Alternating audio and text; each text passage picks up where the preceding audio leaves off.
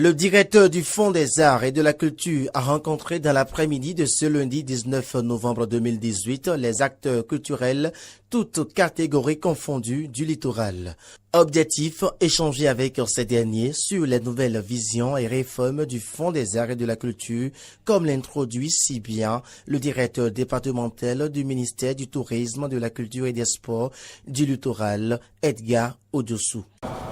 Comme le chef d'État l'a toujours dit, tous les secteurs qui ont du mal à décoller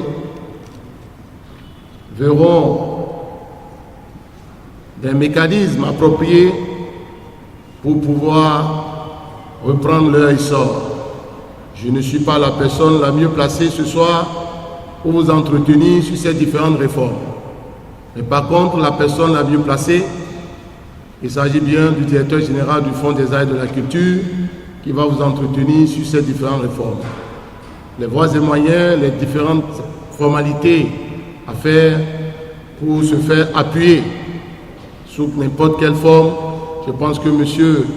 Gilbert Dehoux va vous entretenir tout à l'heure sur ces points. S'en est suivi après des explications de la part du directeur sur non seulement la nouvelle appellation du Fonds des Arts et de la Culture, mais aussi sur les réformes de l'institution.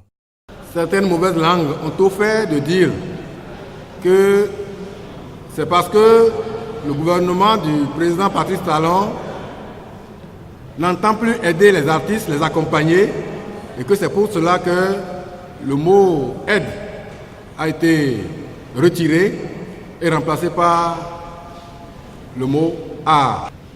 La voie la plus indiquée pour apporter le démenti est la mienne.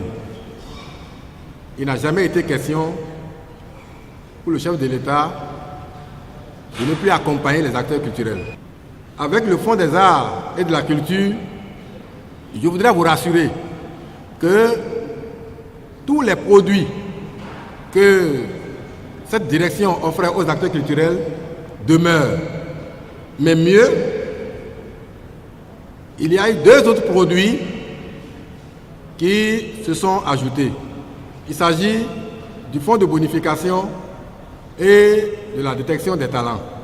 2 ans après, diront les artistes que le Fonds des Arts et de la Culture renaît de ses cendres pour l'essor et le bien-être des acteurs culturels du département du littoral.